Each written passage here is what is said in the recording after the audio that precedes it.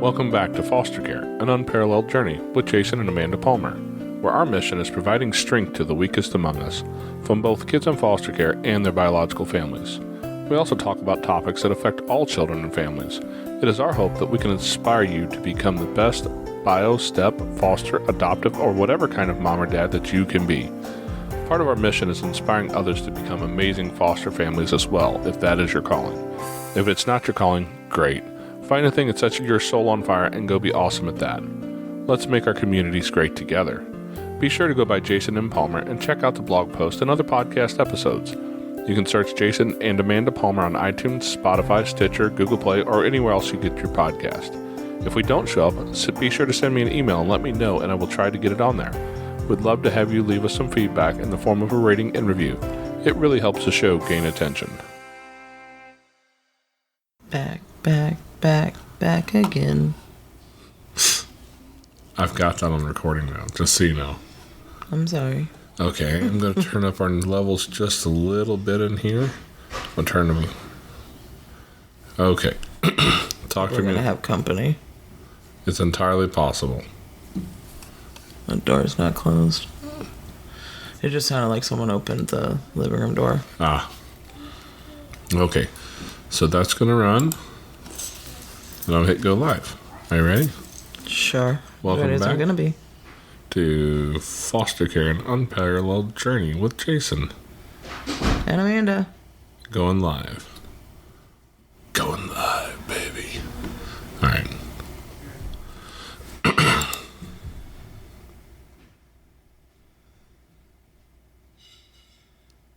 And we're live. Woohoo! Welcome back to Foster Care, an Unparalleled Journey with Jason. And Amanda. And we are doing a quick live this evening. One of the things we've been talking about a lot lately. It showed itself in all kinds of places. The podcast that came out this week with Caroline Bailey, and last week before that was Auburn Dudley, and both of them talked a whole lot about trauma. And that's what we're here to talk about today. Because I know that our parents raised us a certain way. My parents were old school. Old school. Like I met a switch. Not saying I didn't deserve it, but I met it. You may have deserved it. I've heard a story or two. It's possible. But the thing is that for kids who've been in real trauma, that can be damaging in a lot of ways that we don't understand. And that our parents didn't understand, that the other generations didn't understand. Because I don't think really we've understood a whole lot about trauma until now. No, I don't think that people really wanted to acknowledge trauma. Because when you acknowledge trauma, there's a reason that trauma is there. Something happened to cause that trauma. And trauma is associated with negativity. Yeah, and whether it's your guilt for causing trauma to your kid, or guilt for not being able to keep the trauma happening, I think that's a real thing. We don't like to acknowledge that it's there, but it is, and we know that for a fact because recent science has shown it to us. You know, we've seen on MRIs the brain is shaped different. There is a biophysiological proof. We can look at the brain and know that that shape that was in there before, after trauma, is different in significant ways. And in similar ways between different people who've experienced trauma. It's actual proof that our life changes our brain. Yeah, and trauma after trauma after trauma, you're doing more brain damage. And it affects every aspect of a life, a child's life, an adult's life, how they respond, how they act. And we're just now really starting to acknowledge the fact that trauma is a real issue. And children are getting diagnosed at an alarming rate with PTSD and other things. And we used to not diagnose children with that, children are children, they're happy, they're go-lucky, they're resilient, they just get up, they go, it doesn't bother them, it doesn't affect them. Well, that's not true.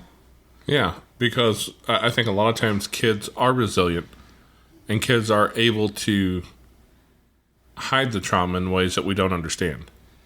Not like it's an intentional hide either. I think you're right. It's not a... It's more the fact that they might not even remember the trauma. Yeah. But the brain remembers the trauma. It remembers certain feelings and sensations that associate with different feelings. Like an infant who maybe was not fed properly. When that infant and child and toddler is hungry, when those feelings of hunger come about, that triggers that trauma. Yeah. The brain remembers that. They might not realize that I'm feeling so amped and out of sorts because I'm hungry, but the brain remembers it. Yeah. Yeah, I think you're right. And a lot of what I've been looking at is information here on YouTube and other places by a gal by the name of Karen Purvis. Karen is Karyn Purvis. Karen Purvis. If you look her up, she was... Well, if you just put her name in, she'll come up. A lot of stuff with TCU.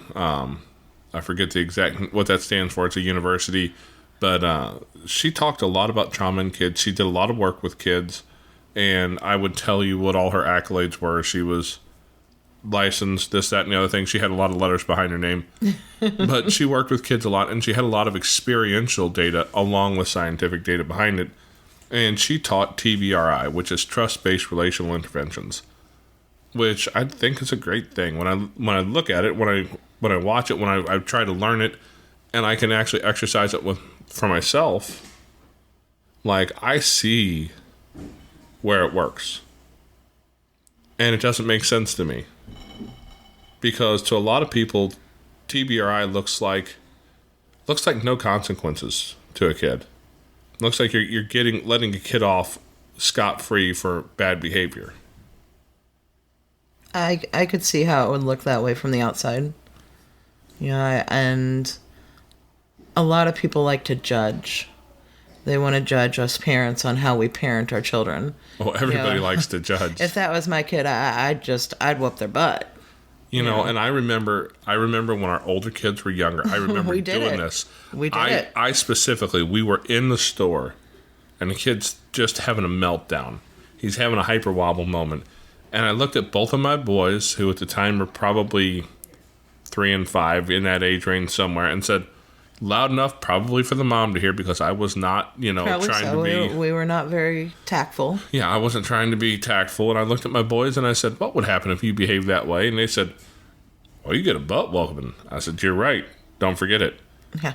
And what I wasn't doing was realizing that, for all I know, that was a mom who had an autistic kid who's having a real off day. He's way off on the autism spectrum somewhere in a difficult place. And this kid's having a meltdown that he can't control. And here I am, the jackwagon walking by making ignorant comments in front of mom, talking to my kids about just that, teaching them how to judge somebody in the middle of that. Yeah, we don't know that situation, and we'll never know that situation. But we've come a long way since there. We've learned a lot. Our children have taught us a lot. We've met a lot of kids with a lot of trauma, and that's been the way we had to learn. Yeah, but I would also say that at the end of the day, it really doesn't matter if that child had autism or if that child was just having a bad day or if there was absolutely nothing wrong. It's really not our place to judge how that parent parents her child. She knows what works for her child.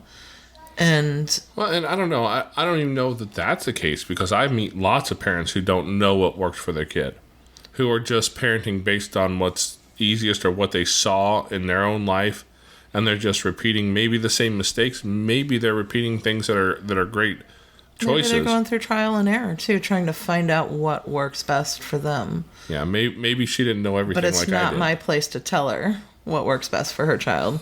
And it's not my place to point out to my children somebody else's flaws like that. I think the important part... It's our job to teach our children Well, the important part that we've been learning over the last few years, because as foster parents, because man, we've seen so much. We have learned, these kids have handed us so much knowledge and wisdom that we did not have in the past. Oh yeah, that we've learned. They put me in my place quite a few times. That's for sure. We've learned that most all of us come to this world with some sort of trauma.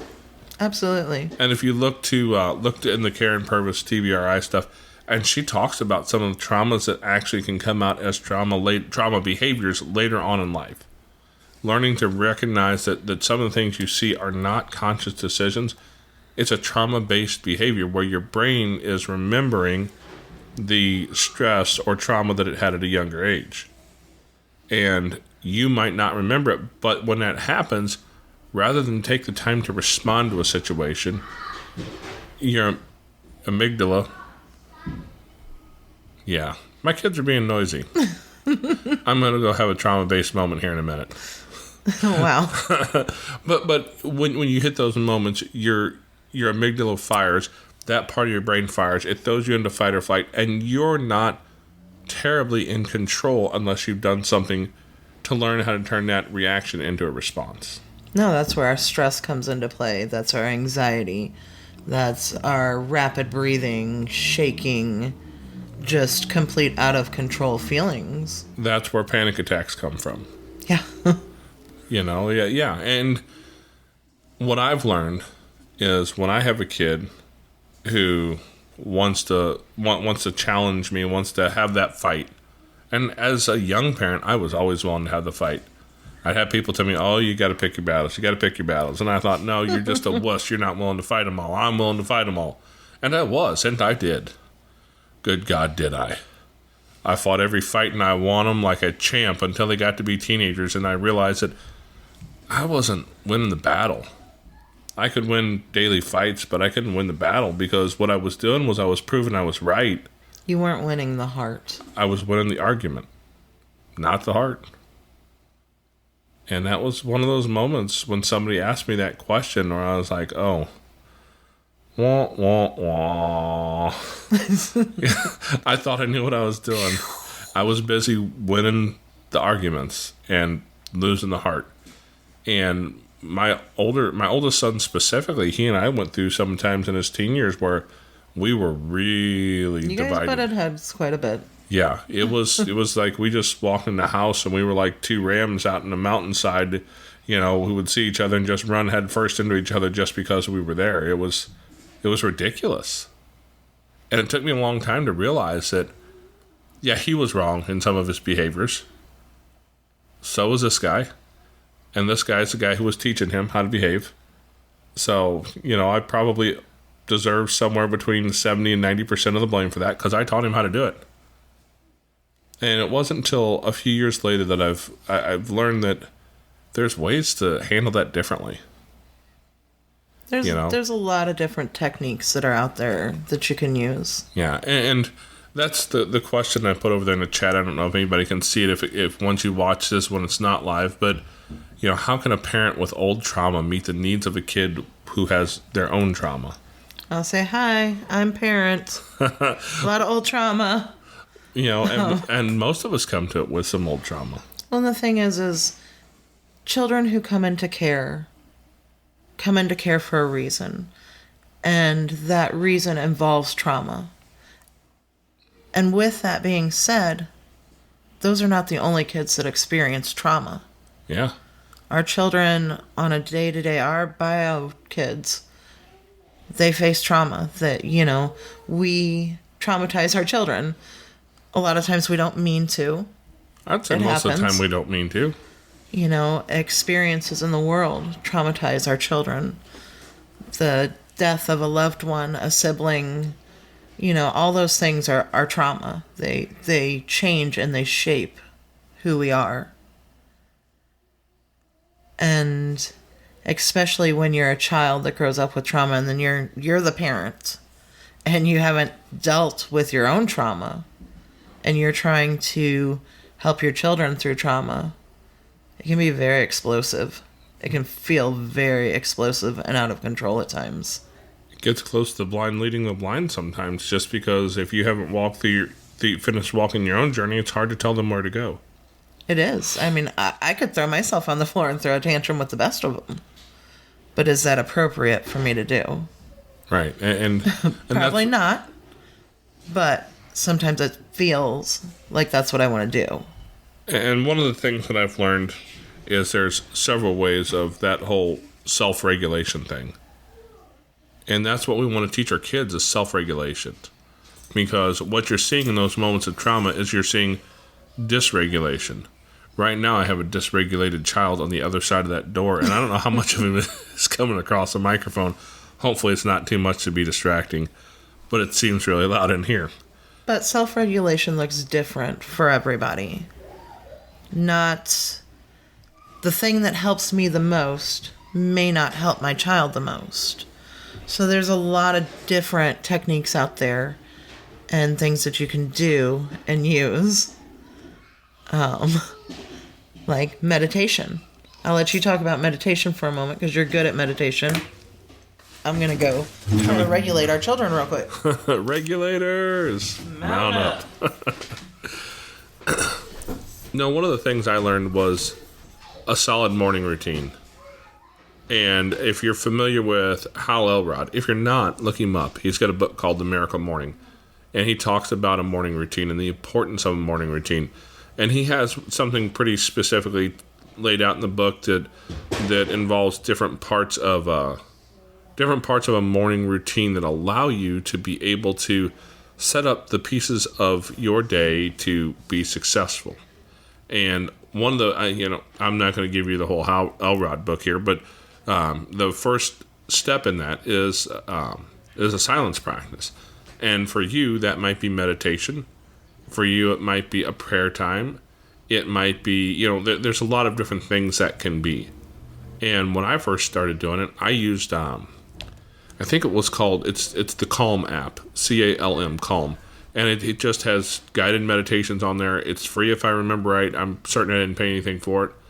But it will give you a lot of opportunity to kind of learn the basics of meditation.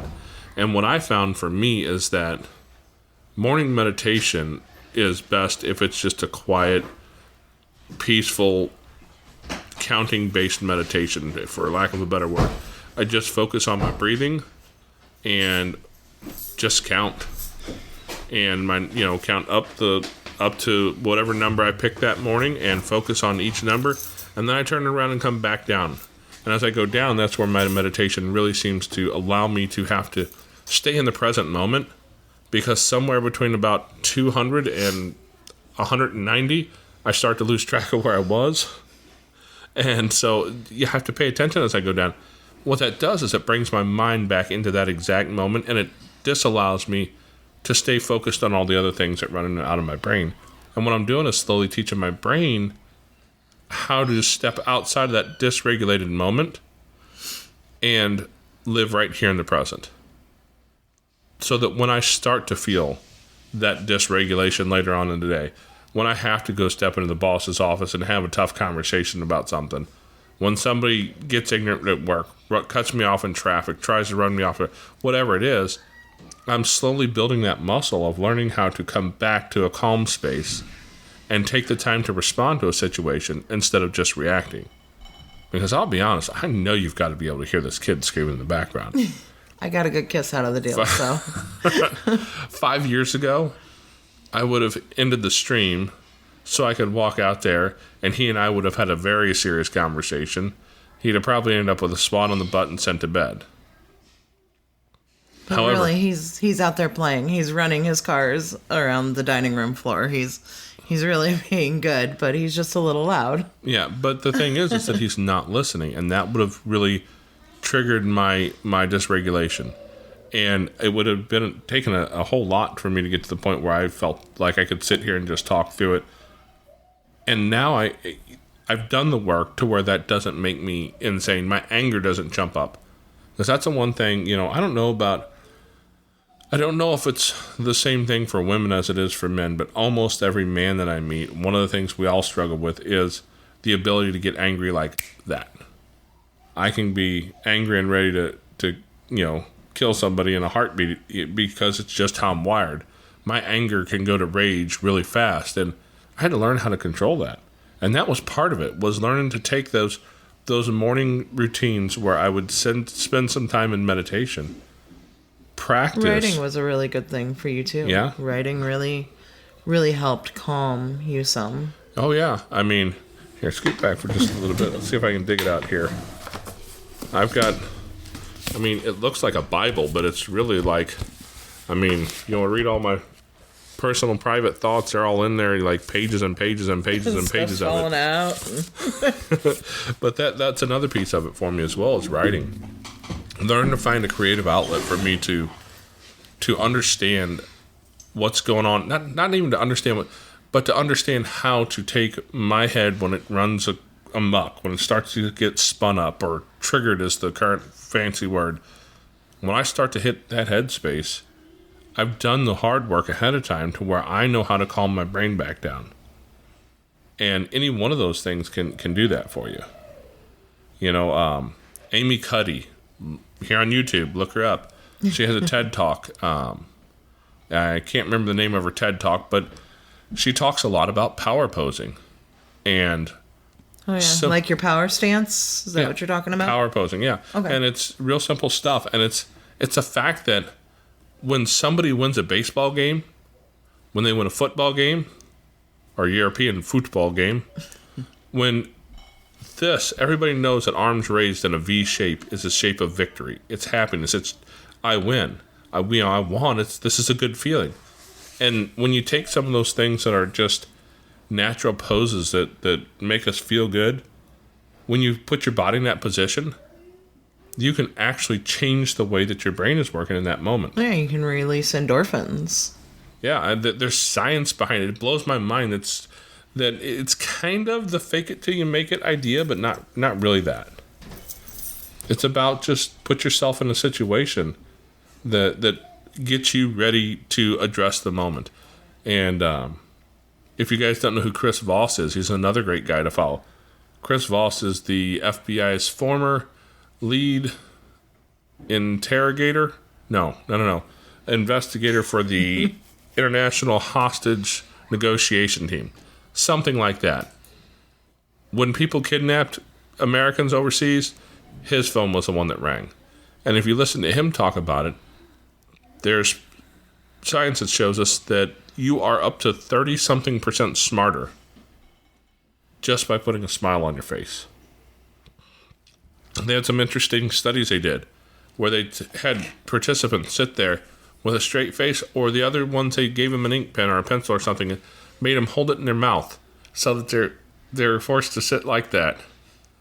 And they could actually see the difference based on just a forced smile, what it makes in your ability to reach your cognitive powers. You're smarter when you smile. You're smarter when you control those. Because, and we all know it. I mean, come on, we all know it. When somebody makes you angry and you just react, we rarely react in a smart way. Oh, we usually do something dumb. Whether we say something dumb, we do something dumb. I mean, knee-jerk reaction almost never implies that I did something kind for somebody. Absolutely. You know, I'm at my worst when I am not regulating. You know, I'm not doing myself or those around me anything good at that point. You know, my head is all over the place. My thoughts are erratic.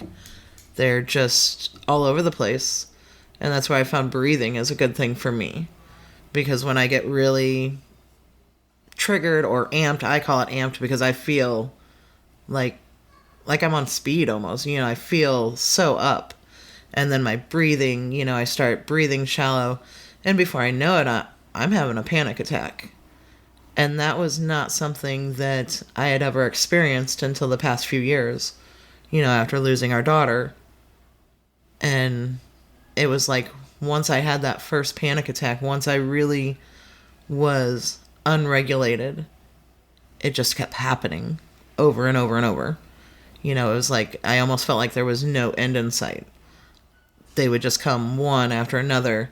And I'm finally to a place where after some techniques of meditation, breathing, writing, walking away when I need to for a moment, Taking that time to give my head a moment, not reacting with the first thing that pops into it, but just slowing down for a moment makes all the difference. And it's really, really hard to do that when someone's pushing your buttons. Yeah. When you've got your kiddo that has been on you all day long. And maybe it's not just one kiddo, but it's all 5 of them. And you can't get a breath. Sometimes you just want to go hide. You put up that post the other day, about drinking your coffee under the table. Yeah, there's a lot of times that we as parents want to hide. And sometimes you need to take the moment to hide. There's nothing wrong with doing that. I would rather hide 20 times a day than cause my child more damage. Well, you call it hide. What I'm going to say is it's really what I think it is being strategic and realizing that you're not in the brain space to make smart decisions that are going to be helpful and nourishing for your children. And so you choose to remove yourself until you can regulate your own brain, get back into a positive headspace, and then you come back into the situation. That's the healthiest way I know to handle it. I would say that's the healthiest way. And also admitting when you've failed. Admitting when you've lost your cool. Coming back to that person and being like, hey, I was not at my best. And I took my worst out on you. Yeah. And I'm sorry.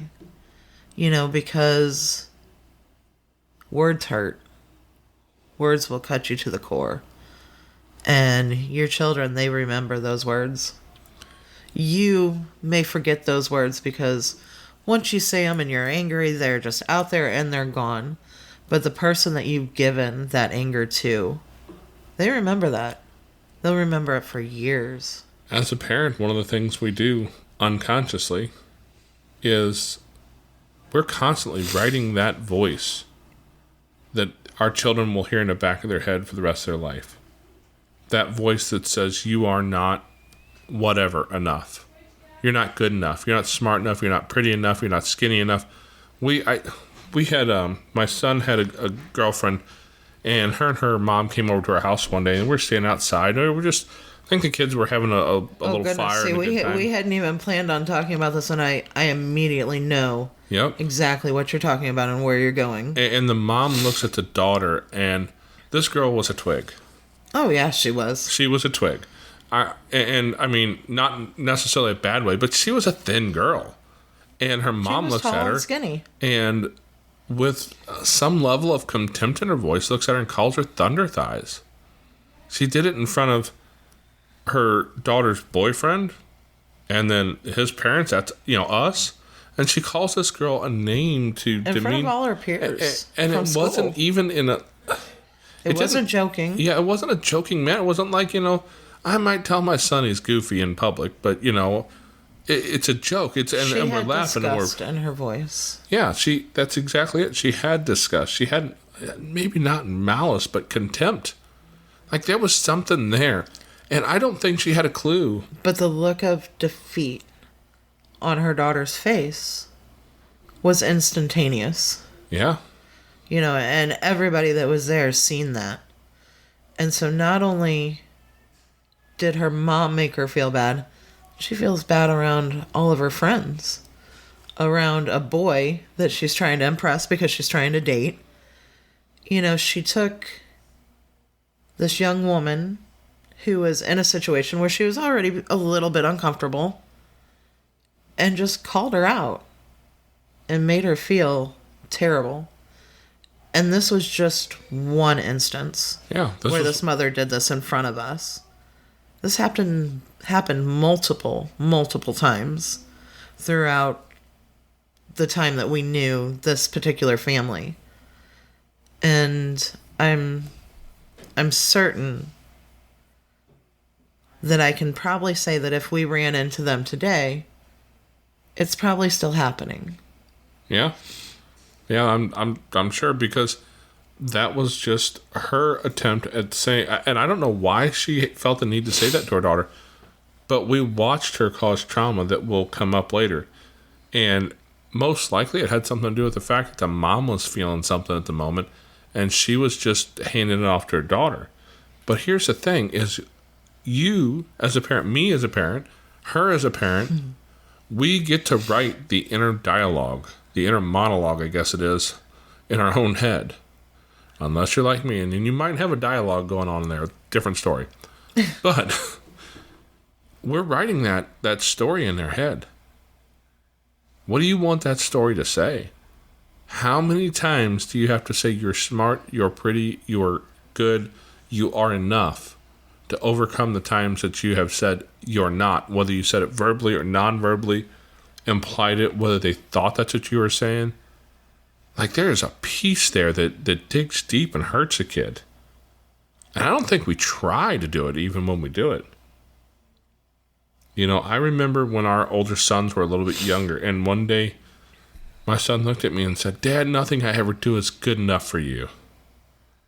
And it was a couple days, maybe a couple weeks later before I really processed through that and realized that, yeah, okay, maybe he's not hearing what I'm saying. Yeah. And I wasn't smart enough at the time to listen to it right away and just sit and go, whoa, well, hang on, let's have a conversation. Well, and here's the thing. I'm a product of not enough. And I know what not enough feels like. And I'm 40 years old. We have 7 children. And I still fight what not enough was from my childhood. It still comes up to this day. I'm still fighting that. And I don't want my children to have to fight that either. And I don't want anybody else's children to have to fight that. I don't want any child to have to fight that. It's a terrible feeling. It's a horrible place to be. And so we really need to be conscious of our words. Because they follow. And they haunt. And I think that comes back to the skill set of learning to regulate yourself in those hard moments. You know, I think this is a quote from Dave Ramsey, and he's talking about finances, but it's true in everything. Children do what feels good. Adults make a plan and stick by it. So maybe I will just encourage everybody out there to make a plan to stick by that says, when my kids are acting dysregulated, when they get wild, I'm going to find the time to calm myself down. I'm going to be the calm one in the room. Because even in a Category 5 hurricane, right in the middle, there is a calm eye in that storm. Learning to center yourself so that you can exist in that calm eye, even when the world is going crazy around you, when your kids are losing their stuff, acting like maniacs. Not that yours do, only mine. But yeah, I heard that they're only crazy for only you, me, not mom. But in that moment, dedicating yourself to learning how to be the calm in the storm. To take the time to learn a breathing practice. If you want a super simple one, look up box breathing. Something the Navy SEALs do. It's ridiculously simple. And anybody can do it. You can use it in any moment in time. And the simple truth is that as you do this, you can check your heart rate and your blood pressure. You will watch it drop. You have the ability to do that. I have gone in for my regular doctor testing stuff and sat down, and my blood pressure was a little bit high. I looked, doc said, give me 5 minutes. Yeah. And I just sat there and I took some intentional time to do some box breathing. Super simple. If you can count to 5, breathe in and breathe out, those are the only skill sets necessary for it. Took 5 minutes. He came back and my blood pressure dropped like 15 or 20 points. Yeah. You were back into regular range, and here's the thing. we got a better deal on our insurance out of the deal. Well, there's that. But here's the thing, is that when your kids are spun up and you start to get spun up too, that's your moment to lower your blood pressure intentionally. That's your moment to calm your head and come back to center your space so that you can be the calm in the room. You can walk in and you're not reacting to their trauma-based actions with your own stuff. You can walk in and sit down and say, hey, and look at a kid who's completely lost their stuff and say, hey man, I see this. I see you. I see this behavior as a byproduct of maybe some trauma you've dealt with in the past. Maybe it's not. Maybe it's, even if it's not based on just trauma, you can walk in and say, hey, I see this behavior over here. We're going to deal with that. But I also see you. And I can appreciate who you are. And we're going to walk through this together. The difference between those two can change the monologue in a kid's head for the rest of his life. Oh, yeah. And kids can do the breathing, too. We've used it on many, many kids to get them to try to calm down and to be able to self-regulate themselves. There's so many different practices out there. Just look it up. I mean, I've got a long list here. I'm not going to go through them because we've actually been on here a little longer than what we wanted to be on here. But there's all kinds of breathing techniques that you can do with your children. Blowing balloons, dandelions, you name it. You know, it's out there. You can do it. But find what works for you, whether it's counting, whether it's grounding, meditation, walking away, your hobby, reading, drawing, writing. Whatever it is, do that. Create, don't damage. Yeah. I thought you were going to say create, don't hate. No. No. It would have rhymed, though. I liked what I said better, though. Oh, okay. Sorry. All right. Well, I think we're going to end this. And just that's the message we want to talk about a little bit today, though, guys. It's just, man, get out there and realize that you Inform can control yourself about trauma. You can control your reaction with your kids and turn it into a response that if you will face the trauma of your own life, face your kids' trauma as trauma, and face them as somebody you love, man, you can change a whole lot.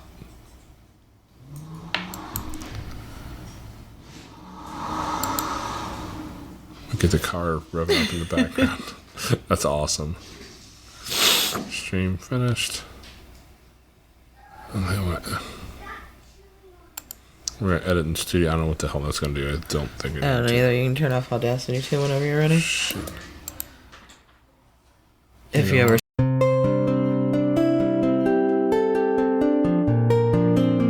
Thanks to everyone for listening all the way through. If you're trying to find us on a specific podcasting platform, just search for Jason and Amanda Palmer or Foster Care, An Unparalleled Journey, and be sure to subscribe to the podcast. Leave us a rating and review on iTunes, Spotify, Google Play, Stitcher, TuneIn, or anywhere where you find your podcast. You can also download it so that you can listen wherever you're at, even when you aren't online. You can find us online at jasonmpalmer.com, where you can read our blog and listen to all of our previous podcasts. If you have a story that you'd like to tell on the show, please send me an email at jasonmpalmer@yahoo.com. And be sure to put podcast in the subject line. Or send me a message through our Facebook page at Foster Care and Unparalleled Journey. We'll see you next time.